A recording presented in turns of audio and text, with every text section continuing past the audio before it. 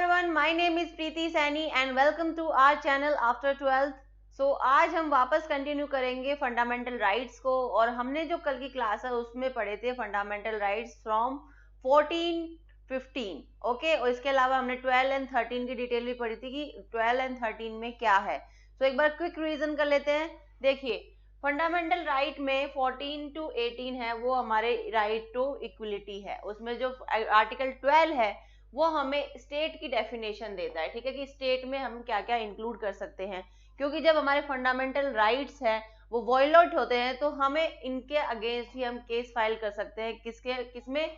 High court and supreme court के अंदर. Okay so fundamental right article 12 के अंदर स्टेट की डेफिनेशन है.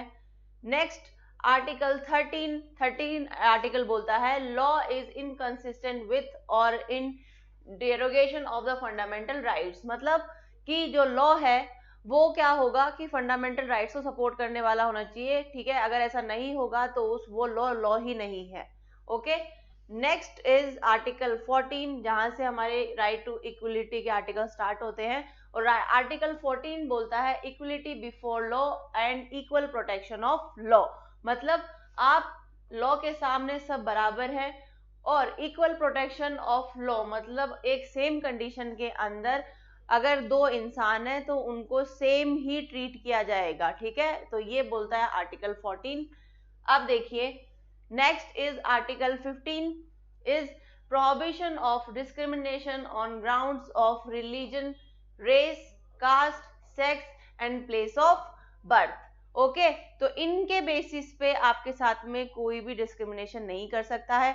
अगर कहीं पे ऐसा होता है तो आपके फंडामेंटल राइट्स का वायलेशन है और आप high court and supreme court के अंदर जा सकते हैं. ओके सो अभी तक हमने यहाँ तक पढ़ा है. अब हम स्टार्ट करने वाले हैं आर्टिकल 16, 17, 18. ये 3 आर्टिकल अभी हमारे बाकी थे, इनको हम डिटेल से पढ़ते हैं.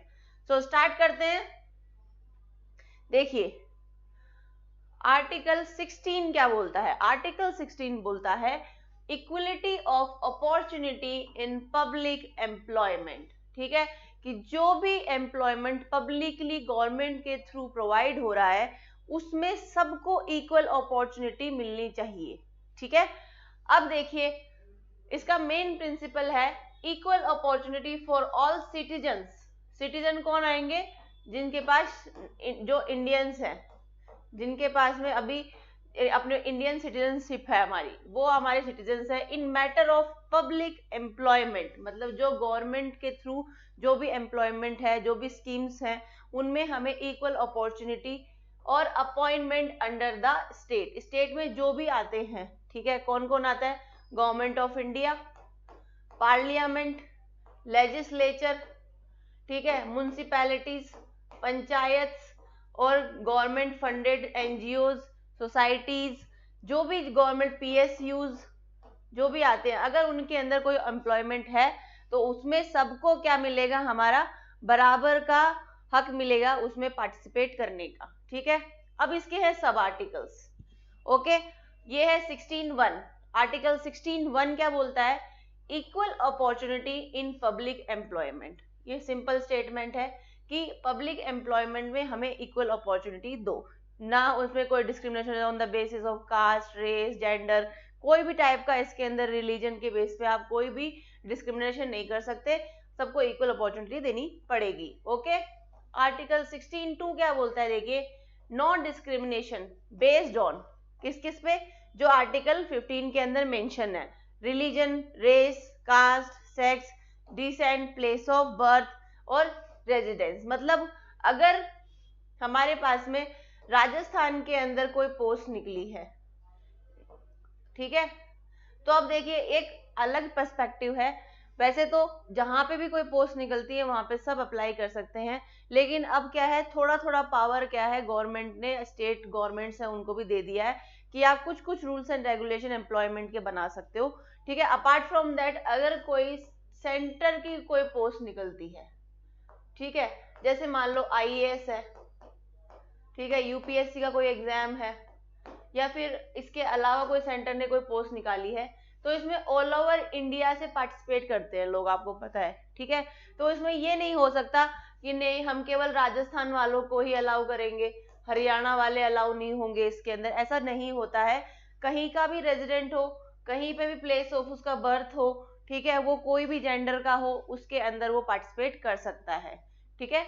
16(3) क्या बोलता है देखिए, parliament can make laws for local residents based reservations for certain jobs, ठीक है, कि पार्लियामेंट के पास पावर है कि वो सर्टेन रिजर्वेशंस कर सकता है किसी स्टेट के अंदर पर्टिकुलर जॉब्स को लेके। ये देखिए वही है, थोड़ा सा डिस्क्रिमिनेशन वाली बात लग रही है आपको कि क्यों भाई उनको अलग से आप क्यों रूल बना रहे हो, तो डिस्क्रिमिनेशन कर सकते हैं बट उसका कुछ पॉजिटिव इम्पैक्ट होना चाहिए, ठीक है। पॉजिटिव इम्पैक्ट कैसे, अगर सर्टेन जॉब्स के अंदर रिजर्वेशन किया आपने, मतलब रिजर्वेशन इन द सेंस कि मान लो 15 पोस्ट निकली, उसमें से अगर आपने एक पोस्ट को किसी हैंडीकैप के लिए क्या कर दिया, ठीक है, किसी हैंडीकैप के लिए उसको रिजर्व कर दिया, तो वो कोई गलत चीज नहीं है, क्योंकि एक हैंडीकैप्ड इंसान में भी वो अंधा हो, उसके हाथ नहीं है, उसके पैर नहीं है, ठीक है, तो अगर वो पढ़ लिख के बहुत ज्यादा मुश्किल तरीके से उसने पढ़ाई करी है, उसके बाद में वो उसने खुद को काबिल बनाया जॉब के, तो उसको हम थोड़ा सा प्रिविलेज दे सकते हैं ताकि वो अपनी लाइफ को सुधार सके, ठीक है, तो वो कोई गलत चीज नहीं है, ओके। उसको थोड़ा सा प्रेफरेंस हम दे सकते हैं क्योंकि उसको भगवान ने हमारे इक्वल नहीं बनाया है, हमारे पास दो है तो दो पैर है, आंखें हैं, कान वर्किंग है, हमारे पास माइंड वर्किंग है हमारा, ठीक है। तो अगर कोई इंसान है उसके पास में आप डिसेबिलिटी है कोई चीज की, स्पेशली एबल्ड लोग होते हैं, तो उनको हम प्रिविलेज दे सकते हैं इस चीज का, ठीक है। अब नेक्स्ट देखिए 16(4) क्या बोलता है, 16(4) बोलता है reservation for backward classes in government job, ठीक है। बैकवर्ड क्लासेस मतलब ओबीसी रिजर्वेशन की बात हो रही है, ठीक है। अब ओबीसी का रिजर्वेशन मैंने आपको बताया था क्योंकि बहुत ज्यादा बैकवर्ड क्लासेस है ये, ओके, इनके पास में उतनी अपॉर्चुनिटी, उतना फाइनेंस नहीं है जितना और जो अपर क्लासेस उस टाइम पे हैं, जनरल कैटेगरी के अंदर जो हैं, ओके। जनरल कैटेगरी में भी ये नहीं कह रही कि सबके पास है, लेकिन वो पहले से काफी उनका माइंड और उनका ये सब जो चीजें, उनके पास अपॉर्चुनिटी पहले से ज्यादा थी। इस वजह से जो ओबीसी कैटेगरी के अंदर जो लोग आते हैं, बैकवर्ड क्लास के अंदर जो लोग आते हैं, बैकवर्ड के अंदर भी क्रिमिनल लेयर होता है, एक नॉन क्रिमिनल लेयर होता है, ठीक है। तो जो आपको जो ओबीसी, आप तो एक तो कैटेगरी आपकी ओबीसी, जो रिजर्वेशन होता है वो नॉन क्रिमिनल लेयर के लिए होता है, ठीक है। तो इस क्लास के लिए आपको रिजर्वेशन दे सकते हो आप। 16(4)A बोलता है कि reservation in promotion for SC ST, ठीक है। पहले क्या होता था कि आप जॉब के लिए रिजर्वेशन कर सकते हो लेकिन प्रमोशंस में आप कोई रिजर्वेशन नहीं रखोगे, ठीक है। वो जो प्रमोशन है वो जैसे होते आए हैं, जैसे जैसे उनकी सीनियरिटी है उसके हिसाब से ही उनको रिजर्वेशन मिलेंगे। लेकिन 77th अमेंडमेंट एक्ट 1995 के बाद में जो SC ST कैटेगरी है, ओके, उनको रिजर्वेशन दिया गया, किसके अंदर, प्रमोशंस के अंदर भी, मतलब आपकी जॉब लग गई, ओके, अगर आप SC ST से हो तो जो प्रमोशंस होते हैं ना, जैसे मान लो कोई SI लगा, ठीक है, मतलब सब इंस्पेक्टर लगा, अब उसका प्रमोशन होके क्या बनेगा, वो CI बनेगा, ठीक है, उसके बाद में वो DYSP बनेगा, उसके बाद में वो SP बनेगा। तो ऐसे करके अब जो ये प्रमोशन है ना, ये बेसिकली होने चाहिए 5 साल 7 साल जैसे भी, तो इनको इनके ईयर्स के अंदर प्रमोशन मिलता है कि अगर जैसे 2 सीट हो गई तो उनमें से एक SC ST वाले को प्रमोट जल्दी कर दिया जाएगा, चाहे वो लेट ही लगा हो जॉब पे। तो ये रिजर्वेशन भी क्या है, उनको दिया गया है। 16(4)B क्या बोलता है, relaxation of promotion limits even beyond reservation ceiling, ठीक है, मतलब इसमें relaxation of promotion limits even beyond reservation, reservation के बियॉन्ड भी क्या कर सकते हैं अपन, रिलैक्सेशन दे सकते हैं, किसमें, प्रमोशन लिमिट्स के अंदर। और ये हमारा आर्टिकल कौन सा है, amendment 81th amendment, 81st amendment में इसको क्या किया गया था, जोड़ा गया था, ओके। तो इस तरीके से आपके बेसिकली अपॉर्चुनिटीज से रिलेटेड है। अब देखिए हम इसकी लैंडमार्क केसेस देखते हैं अपन। पहला है Indira Swami versus union of India 1992 case, ठीक है, ये ऑल्सो अंडर आर्टिकल 15 में भी पढ़ा था अपन ने। इसमें क्या है, basically reservations in promotion not allowed, इसका ये वर्डिक्ट था कि रिजर्वेशन प्रमोशन में अलाउ नहीं होंगे, ओनली इनिशियल रिक्रूटमेंट परमिटेड, ठीक है, मतलब जो रिक्रूटमेंट प्रोसेस स्टार्ट हुआ है, जॉब लगने की जो प्रोसेस है, उसमें आप रिजर्वेशन दे सकते हो खाली। इसके अलावा प्रमोशंस में वो रिजर्वेशन क्या होगा, काउंट नहीं होगा। ये इसका वर्डिक्ट था। इसका इम्पैक्ट क्या आया, इसका इम्पैक्ट ये आया कि इस वर्डिक्ट के खिलाफ लेटर 77th अमेंडमेंट आया, जिसमें आर्टिकल 16(4)A जोड़ा गया। 16(4)A क्या बोलता है कि हमें रिजर्वेशन प्रमोशन में भी अलाउड है SC ST के लिए। ओके, तो ये जो केस आया था उसकी वजह से तो वर्डिक्ट क्या आया कि प्रमोशंस में रिजर्वेशन नहीं होना चाहिए, पर उसके इम्पैक्ट में पार्लियामेंट ने क्या किया, एक अमेंडमेंट लेके आए जिसको 77th अमेंडमेंट एक्ट बोलते हैं, और उससे एक क्लॉज जोड़ा गया जो कि है 16(4)A। ठीक है, ये 16(4)A बोलता है कि प्रमोशन अलाउड है ओनली फॉर SC ST, मतलब promotion reservation in promotion allowed है किस कैटेगरी के लिए, SC ST कैटेगरी के लिए ओनली। नेक्स्ट और देखिए, इसके अलावा आया था Nagaraj union of India case 2006। ये बोलता है upheld reservation in promotions but laid down conditions, या तो इसमें बैकवर्डनेस होनी चाहिए या फिर इनएडुकेंसी इन द रिप्रेजेंटेशन होना चाहिए। इनएडुकेंसी मतलब जैसे मान लीजिए कोई कैटेगरी है, अपने यहाँ पे एक सहरिया कैटेगरी है राजस्थान के अंदर, ठीक है, इस राजस्थान में सहरिया कैटेगरी को क्या है, स्पेशल ट्रीटमेंट मिलता है, क्योंकि इस कैटेगरी के आप लोग ढूंढो जॉब्स के अंदर, ठीक है, सारी जॉब्स देख लो राजस्थान में जितनी भी जॉब्स है, चाहे पटवारी हो, वीडियो हो, चाहे RPSC का कोई एग्जाम लग रहा हो, इस कैटेगरी के कितने लोग है ना उसमें पास होते हैं। ठीक है, मुश्किल से अगर 1000 पोस्ट होंगी ना, उसमें 1 जना या 2 जना ढूंढना भी मुश्किल है, क्योंकि इस कैटेगरी के लोग इतने ज्यादा बैकवर्ड है, इनएडुकेट नंबर के अंदर है, वो पढ़ाई में, चाहे वो जॉब्स के लिए अप्लाई करना हो, और विमेन तो आपको मिलेंगी ही नहीं दूर दूर तक भी। ठीक है, मैन तो फिर भी चलो कहीं ढूंढ ढांड के 1-2 अपन लेके आ जाएंगे, लेकिन विमेन का तो नामो निशान ही नहीं है। तो ये होता है इनएडुकेंसी ऑफ रिप्रेजेंटेशन, कि उनका रिप्रेजेंटेशन बिल्कुल ना के बराबर है। तो ये देख के हम रिजर्वेशन इन प्रमोशन भी दे सकते हैं, क्योंकि अगर अपन उनको प्रमोट करेंगे ना और वो एक अच्छी स्टैंडर्ड वाली लाइफ जिएंगे, एक अच्छा मुकाम हासिल करेंगे, तो वो क्या है, अपने कास्ट को क्या करेंगे और प्रमोट करेंगे, कि उसको देख के लोग सोचेंगे कि हाँ पढ़ना चाहिए, हाँ हमें जॉब लगनी चाहिए, हमारा अपस्केलिंग होगा, देखिए कितनी अच्छी लाइफ जी रहा है, हम भी जी सकते हैं। तो ये क्या होता है, एक पॉजिटिव इम्पैक्ट ला सकता है लाइफ में। ओके, इसलिए ये कर सकते हैं हम। Impact on administrative efficiency must be proven.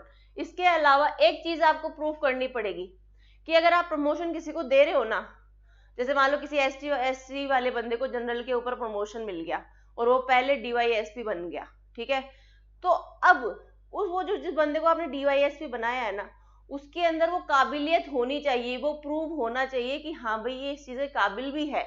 ऐसे नहीं कि बस केवल SC ST में था इसलिए बनाते चले गए, नहीं, वो उसके काबिल भी होना चाहिए। ठीक है, उसकी क्या प्रूफ करनी पड़ेगी, हमें एफिशिएंसी प्रूफ करनी पड़ेगी, एडमिनिस्ट्रेटिव एफिशिएंसी के वो काबिल है जिस पोस्ट पे उसको रखा गया है, ये भी प्रूव होना चाहिए, तभी आपको प्रमोशन मिल सकेगा।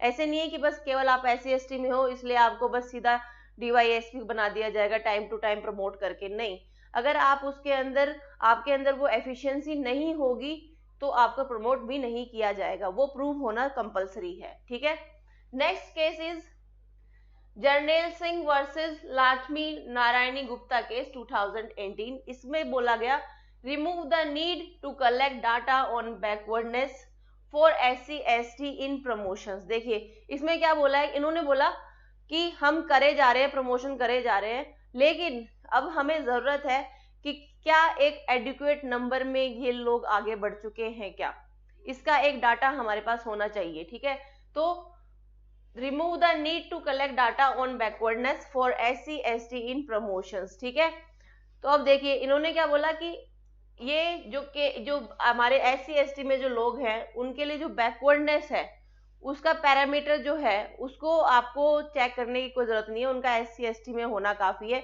क्योंकि अभी भी हमारे SC ST के अंदर इतना ज्यादा वो अवेयरनेस नहीं आया है, अभी भी वो इतने ज्यादा जनरल कैटेगरी के मुकाबले इतने ज्यादा आगे नहीं बढ़े हैं, तो इसकी जरूरत हमारे पास नहीं है। Next is article 17। अब ये क्या बोलता है, देखिए अबोलिशन ऑफ अनटचेबिलिटी। अनटचेबिलिटी मतलब क्या होता है, अगर सबको पता हो तो ये होता है छुआछूत, और ये बहुत ही सेंसिटिव टॉपिक है, ठीक है, कि हमें अनटचेबिलिटी को हटाना है, अबॉलिश करना है, ठीक है। ये आर्टिकल 17 बोलता है। देखिए ये इतना ज्यादा मतलब अपने जो कंट्री है उसमें फैली हुई चीज है कि इसके लिए हमें एक पर्टिकुलर फंडामेंटल राइट में आर्टिकल बनाना पड़ा है। क्यों? क्योंकि अनटचेबिलिटी आप देखोगे ना अपने आसपास में, आप छोटी छोटी चीजों में फील कर सकते हो, ठीक है। लोग मतलब एक इंसान को भगवान ने बराबर बनाया है, ठीक है, सबको बराबर बनाया भगवान ने, लेकिन फिर भी इंसान इंसान के अंदर क्या करता है कि ये इसको ये लोअर कास्ट का है, ये काम करता है इसलिए अनटचेबल है। और ये जो प्रैक्टिस थी वो पुराने टाइम में तो बहुत ही ज्यादा होती थी, और अभी भी ऐसा होता है। जो अपर कास्ट है वो लोअर कास्ट के घर पे पानी नहीं पीते, चाय नहीं पीते, वो उनको अपने बराबर नहीं बैठाते, ये अभी भी देखने को मिलता है इन 2025। ओके, तो इसलिए अबॉलिशन ऑफ अनटचेबिलिटी ये आर्टिकल इसमें रखा गया कि अगर आपके साथ में कभी ऐसा कुछ हो जाए जिससे आपको फील हो कि आपका फंडामेंटल राइट का वायलेशन हुआ है, तो आप directly high court and supreme court आ सके। इसमें देखिए की हाईलाइट्स क्या है, untouchability is abolished and its practice in any form is forbidden। any form, किसी भी फॉर्म में ये बिल्कुल सहन नहीं की जाएगी। चाहे आपको कोई बोल दे कि है ना ये तो नीची जात का है, इसके साथ मैं पानी नहीं पीऊंगा, दैट इज ऑल्सो आपका वायलेशन ऑफ फंडामेंटल राइट। इतनी सी बात, इतना सा स्टेटमेंट भी आपके लिए आपका वायलेशन ऑफ फंडामेंटल राइट है। ओके, तो सोच समझ के अपने स्टेटमेंट्स दीजिए पब्लिक के अंदर। Okay, next, practising untouchability is a punishable offence under law. ये इतना सीरियस टॉपिक है कि इसके लिए लॉ के अंदर पनिशमेंट है बकायदा। ओके, ये ऐसा नहीं है कि बस आप सॉरी बोल के निकल गए, ना ना ना, लॉ आपको छोड़ेगा नहीं अगर आपने ऐसा कुछ किया है तो।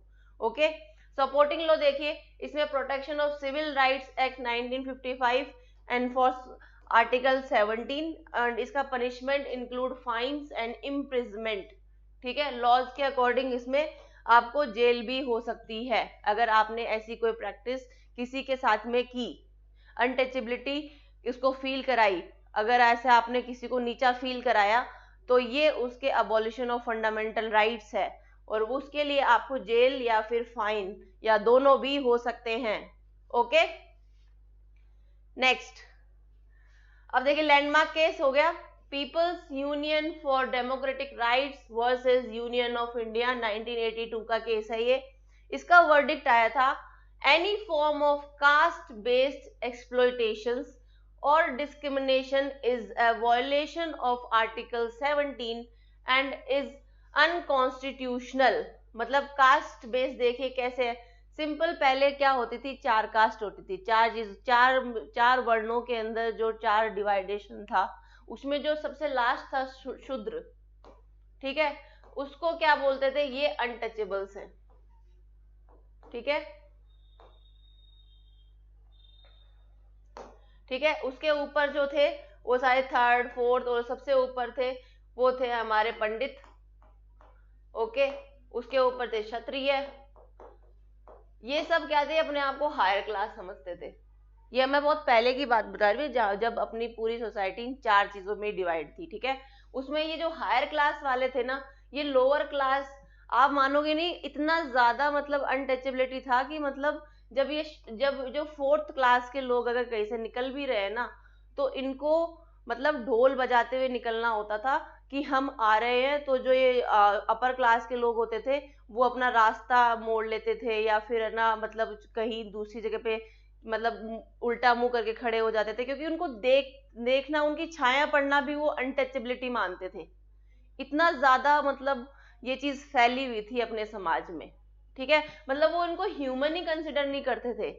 आप ये सोच रहे हो ये ह्यूमन बिहेवियर थोड़ी ना है कि आप कहीं से निकल रहे हो तो आप ढोल पीटते हुए निकलो कि हाँ मैं आ रही हूँ, मैं आ रही हूँ, मैं इतनी अनटचेबल हूँ कि है ना, आप लोग या तो अपना रास्ता बदल लो कि मेरी छाया भी किसी पे पड़ गई तो वो क्या हो जाएगा, वो शुद्ध नहीं रहेगा, ठीक है, उसको गंगा जल का स्नान करना पड़ेगा शुद्ध होने के लिए, फलान टिकान, इतनी बकवास चीजें होती थी पहले, ठीक है। ये इतना लेवल का था अपने अपने समाज के अंदर, ठीक है। वो तो अम्बेडकर साहब का भला हो, जो अभी बहुत सारी चीजें चेंज हो गई हैं, ठीक है। तो ये क्या है, ये बेसिकली 4 कैटेगरीज होती थी। उसमें जो कास्ट वाली जो चीज है, कास्ट बेस्ड जो एक्सप्लॉयटेशन था वो बहुत ज्यादा होता था, एक्सट्रीम लेवल था पहले एकदम। अभी भी है समाज में, अभी भी लोगों की थिंकिंग ऐसी है कि मतलब नहीं, इसके घर का पानी नहीं पियेंगे, इसके घर के बर्तन नहीं छुएंगे, इसने खाना खा लिया, इसके बर्तन अलग रखो, उसके बर्तन अलग रखो। तो ये सब चीजें अभी भी होती हैं, देखने को मिलती है, ऐसा कुछ नहीं है, पूरा कंप्लीटली एबॉलिश नहीं हुआ है। लेकिन अब रूल्स इतने स्ट्रिक्ट बना दिए हैं कि कोई मुंह पे नहीं बोलता है बस, ठीक है। और कोई मुंह पे बोलता है तो डायरेक्ट उसको इम्प्रिजमेंट एंड फाइन हो जाता है, अगर कोई अवेयर है, सेल्फ अवेयर है तो। और ये वाली जो चीजें, इसका वर्डिक्ट आया कि कास्ट बेस्ड एक्सप्लॉयटेशन नहीं कर सकते, और अगर आपने कुछ ऐसा एक्ट किया तो अनकॉन्स्टिट्यूशनल माना जाएगा, आपके ऊपर पूरी की पूरी कार्रवाई होगी, ठीक है। इसके सपोर्टिंग लॉज क्या है, देखिए, protection of civil right act 1955 और SC/ST prevention of atrocities act 1989। Okay, ये दो लॉज है वो इसके सपोर्ट में है। अब देखिए last and final article, fundamental rights, जो कि हमारे राइट टू इक्वलिटी है, उसके अंदर आर्टिकल 18, ये है अबॉलिशन ऑफ टाइटल्स। अब टाइटल्स क्या होते हैं, जैसे सर हो गया, सर एक टाइटल है। अब मैं मेरे नाम के आगे सर प्रीति सैनी लगा के बैठ जाऊं तो ये सही है क्या? नहीं, मेरा नाम हमेशा क्या रहेगा, प्रीति सैनी। और मुझे कोई भी अपना ऑफिशियल डॉक्यूमेंट होगा उसके अंदर भी यही लिखना होगा, प्रीति सैनी। मैं सर, मैडम या राय बहादुर, और जो पहले की जैसे मिल जाती थी ना बहुत सारी जो टाइटल्स देते थे एक दूसरे को, लोग राजा महाराजा खुश होकर टाइटल दे देते थे, तो वो सब चीजें अब क्या है, उनको अबॉलिश कर दिया गया। अब ऐसा कोई टाइटल नहीं होगा, सिर्फ आपका नाम है वही आप लिख सकते हो, ठीक है। That is abolition of titles. इसका ऑब्जेक्टिव क्या है, to maintain equality and prohibit the state from granting titles that create artificial hierarchies, ठीक है। अगर मान लो किसी को राय बहादुर दे दिया टाइटल सरकार ने, मान के चलिए एक बार कि राय बहादुर का टाइटल किसी को मिला है, तो वो क्या होगा, वो अपने आप को अपने आप ही सुपीरियर फील करने लग जाएगा, राय बहादुर फलाना ढिमकाना ऐसे करके, ठीक है। तो राय बहादुर लगाने की क्या जरूरत है भाई, ठीक है। तुमने कुछ अच्छा काम किया है, वेल एंड गुड है, बहुत बढ़िया बात है, लेकिन ऑफिशियल डॉक्यूमेंट्स के अंदर तुम राय बहादुर लगा के घूम रहे हो, वो चीज सही नहीं है, ठीक है। तो गवर्नमेंट ने क्या किया कि ऐसा कोई भी टाइटल किसी को ग्रांट नहीं करोगे आप जो उसके लिए क्या हो, वो आर्टिफिशियल हायरार्की क्रिएट करता हो, ओके। अब इसके सब आर्टिकल्स देखिए, 18(1) इसमें बोला है the state shall not confer any titles like sir दे दिया, राय बहादुर दे दिया, एक्सेप्ट मिलिट्री और एकेडमिक डिस्टिंक्शंस। देखिए एकेडमिक डिस्टिंक्शन, मान लो किसी ने PhD करी है, ठीक है, उसके क्या लगता है, डॉक्टर, ठीक है, डॉक्टर प्रीति सैनी मान लो, ठीक है, मैंने PhD कर ली, लेकिन ये मेरा केवल क्या है, मैं अपने घर के नेम प्लेट के आगे ही लगा सकती हूँ डॉक्टर प्रीति सैनी, ठीक है। मेरे ऑफिशियल डॉक्यूमेंट्स होंगे ना, उसमें मेरा नाम प्रीति सैनी ही रहेगा, ओके। उसके आगे मैं ये नहीं लिख सकती डॉक्टर प्रीति सैनी, ना, ये बिल्कुल गलत है, ओके। तो बेसिकली आप सिर्फ इतना कर सकते हो, जो मिलिट्री टाइटल है जैसे कर्नल हो गया, सूबेदार हो गया, मेजर हो गया, ये सब आपके क्या मिलिट्री टाइटल्स है, मेजर ध्यानचंद हो गए, जैसे ऐसे करके आप मिलिट्री टाइटल्स लगा सकते हो, पर वो भी ऑफिशियल डॉक्यूमेंट्स में नहीं लगा सकते, सिंपली अपने नेम प्लेट के आगे लगा लो घर के, ओके। और एकेडमिक डिस्टिंक्शन हो गए, जैसे मैं इंजीनियर हूँ तो इंजीनियर प्रीति सैनी हो गया, ये मैं लगा सकती हूँ, जैसे प्रीति सैनी मैंने घर के नाम के आगे लगा लिया और यहाँ पे लिख दिया इंजीनियर, ओके। तो बेसिकली हम ऐसा कर सकते हैं, ओके, लेकिन कोई भी ऑफिशियल डॉक्यूमेंट में ये सब चीजें अलाउड नहीं होती है। 18(2) क्या बोलता है, citizen shall not accept titles from any foreign state. मतलब अगर वैसे मान लो मैंने कुछ बहुत ही अच्छा कर दिया और मुझे कोई दूसरी कंट्री है वो कोई टाइटल देना चाहती है, तो वो मैं एक्सेप्ट नहीं कर सकती, क्योंकि मैं पहले सिटीजन ऑफ इंडिया हूँ, मुझे सिटीजन ऑफ इंडिया में जो रूल हैं, रेगुलेशंस हैं, उनको फॉलो करना पहले ज्यादा जरूरी है, ओके। तो मैं फॉरेन कंट्री से कोई भी टाइटल क्या नहीं कर सकती, एक्सेप्ट नहीं कर सकती। 18(3) क्या बोलता है, government servant shall not accept foreign titles without permission. अगर कोई गवर्नमेंट सर्वेंट है, अगर वो किसी गवर्नमेंट जॉब में है, तो वो फॉरेन कंट्री से कोई भी टाइटल, कोई भी अवार्ड, कुछ भी एक्सेप्ट नहीं कर सकता विदाउट गवर्नमेंट परमिशन। पहले उसको गवर्नमेंट में ऑफिशियल परमिशन लेनी पड़ेगी कि हाँ भाई ये कंट्री मुझे क्या करना चाहती है, टाइटल देना चाहती है, ऑनर करना चाहती है, तो क्या मैं इसको ले सकता हूँ, ये परमिशन उसको गवर्नमेंट से लेनी पड़ेगी। ओके। 18(4) क्या बोलता है? Foreigners granted title shall not have legal recognisation in India. मतलब जो फॉरेन की तरफ से जो टाइटल आपको ग्रांट हुए ना, उनका इंडिया में कोई भी लीगल पर्सपेक्टिव नहीं है, वो हमारे लिए कोई मायने नहीं रखते हैं। ओके। उनके बेसिस पे आके इंडिया में कुछ क्लेम करने लग जाओ आप, वो बिल्कुल भी एक्सेप्टेबल नहीं है। ये बकायदा 18(4) में लिखा हुआ है। सो अब इसका एक्सेप्शन क्या है, देखिए, जैसे नेशनल अवार्ड्स हो गए, जैसे भारत रत्न हो गया, पद्मश्री हो गया, एक्सेट्रा, जो बड़े अवार्ड्स हैं, आर नॉट कंसिडर्ड टाइटल्स। ठीक है, ये टाइटल्स की तरह कंसिडर नहीं होते हैं। ठीक है, but state honours, so they are constitutionally valid as per Balaji Raghavan versus union of India case 1996। जैसे आपने सुना होगा, आपने कई लोग हैं, जैसे भारत रत्न है, सचिन तेंदुलकर को मिला हुआ है। ठीक है, अब भारत रत्न उसको मिला हुआ है, तो वो एक नेशनल अवार्ड है, इंडिया ने उसको दिया है, तो उसने उसको इज्जत से एक्सेप्ट किया है।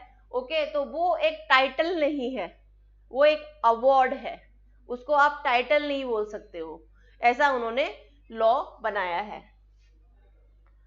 अब देखिए इसके landmark case, Balaji Raghavan versus union of India case 1996। इसमें वर्डिक्ट आया कि national awards like Bharat Ratna, Padma Shri are not titles. ठीक है, ये टाइटल्स के अंदर काउंट नहीं होंगे।